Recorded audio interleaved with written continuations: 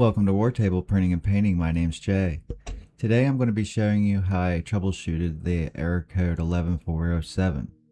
It was happening to a buddy's Anycubic Kobra 3, and he wasn't sure, what to do. So I went over his house. It said to reset the cable, which I did, the orange cable that goes to the printhead there, and that didn't do the trick.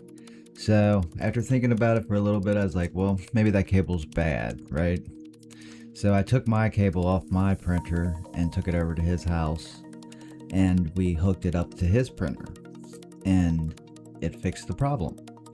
So he knows now that he needs to order a new cable. So I was going to record how I did this. So it's real easy.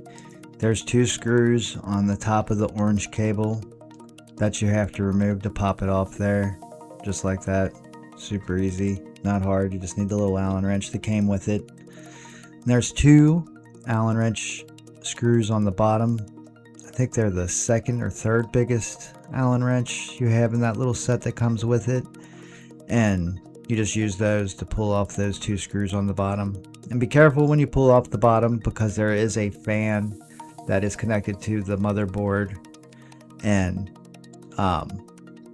you don't really need to remove that, so just try to set it to the side. You can see that cable stretched across there. That's the motherboard cable there. Now this is where you replug the other end of the orange cable into, right here.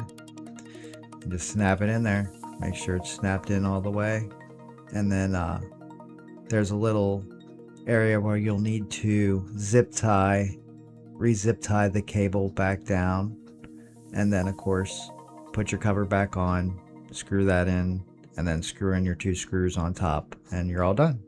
That's it.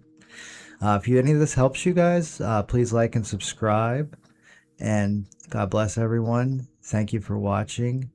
I hope you all have a great day.